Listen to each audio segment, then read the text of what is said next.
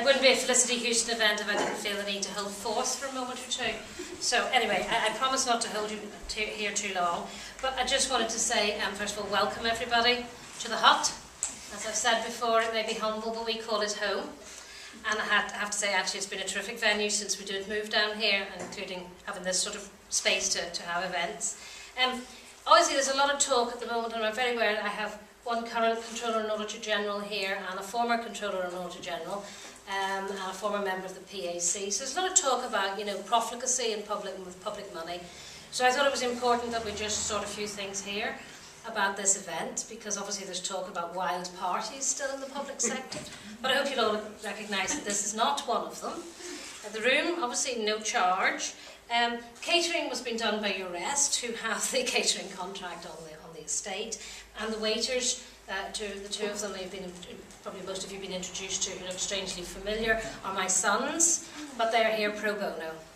So, and if anybody's still worried and has any terrible guilt about the expenditure, we'll leave a collection plate at the front door and a small offering will be passed on to the accounting officer. There has also been a bit of a rumour going around about a cabaret act, and a former permanent secretary, whose whereabouts is a bit unknown at the moment, and whether he would be willing to, you know, jump out of a cake or something. But I have to say that the OFM, DFM just wouldn't take that business case. They just wouldn't accept it. It was going to go down as a single tender action. And then poor old Noel, who isn't here at the moment, is probably recovering from yesterday, would have to go up to the OFM, DFM committee and explain it all away. So, in retrospect, we decided no, we would leave that former permanent secretary to his other career. So anyway, it's really just an opportunity this afternoon, to say thank you very much to such a wide variety of people who've helped and supported me over the past 6 years in the post.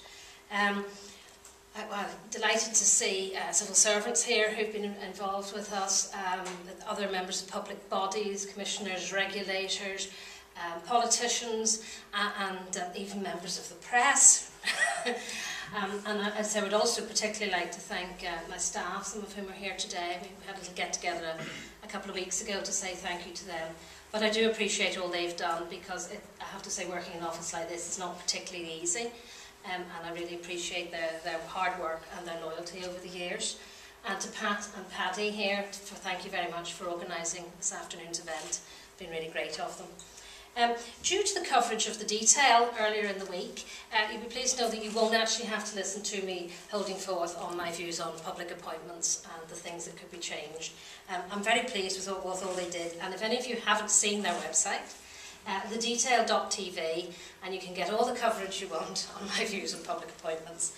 You'll be relieved to know that I'm not actually, the only thing that was missing really was a discussion on competency-based interviewing. And those of you who know my views will be relieved that we're not going to have to listen to that this afternoon. Maybe that's what YouTube is for. My husband Adrian, who is filming me at the moment, keeps telling me it's time you got onto YouTube. So maybe I could do a few pieces on competency-based interviewing, how to do it, how not to do it. I think that would get thousands of hits, wouldn't it? Irresistible. People keep saying, what are you going to do next? You know, how are you going to fill your days? Not just perusing the Belfast Telegraph, looking for dodgy adverts for public appointments and getting the staff to ring up the department the next day and complain about them. No, I, of course, have my tax practice to go back to. Adrian and I run a tax consultancy together. And when I'm not doing this sort of work, I look after people who've been caught defrauding the revenue of their funds. I used to help people, used to collect the stuff when I was a tax inspector, but now I actually will help people avoid paying over taxes. And there's something quite satisfying about it, because Commission of Public Appointments is a very ethical role, it's very clear-cut, probity, integrity and everything. When you're dealing with clients who've had a little difficulty actually paying the correct level of tax and are a bit challenged by it, there's a certain sort of fuzziness around the edges of trying to work out what they actually owe, which I enjoy. And when I'm not doing that, I have a new role. Some of you may have watched the TV show Silk a little while ago. Everybody says, oh yes, I've heard of it, but I didn't see it. You know, like some of those other dodgy shows. But it's about people who want to become Queen's Counsel. And in England and Wales, there's a process whereby one applies as a barrister to become a Queen's Counsel. And I've just joined the selection panel for that over there.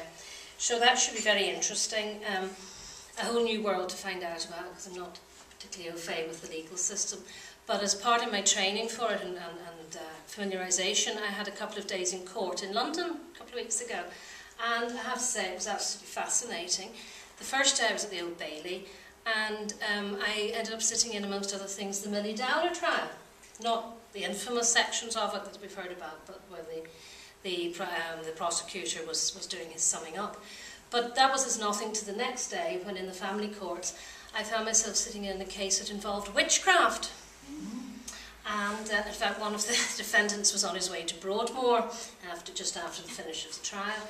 So that was fascinating, and I do have to say that in comparison with appointments to the Drainage Council, well, there really is no comparison, is there? I've always used it as a cruel and unkind example of a public body. But one time I was in to meet, I think it was Edwin Poots as minister, and I always use it as the one it's hard to get people to come forward for.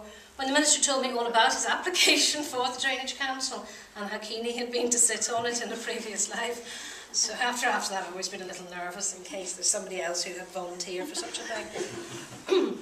But anyway, so that's how I'm keeping myself off the streets, paying for the vet's bills, for those of you who know my collection of animals. And I'm sure other things will turn up, they always seem to. But I would like to wish whoever my successor is all the very best. I suppose I should say I'd like to wish him the very best, because I think that's what the betting is on. But who knows, we'll just have to wait and see. And I just say to him, or her, whatever you do, don't get lured back into castle buildings. This is, there's always this room that we'll go back, but this is home now for the Commissioner of Public Appointments, and I hope it'll stay that for a few years yet. Anyway, thank you very much. Thanks very much.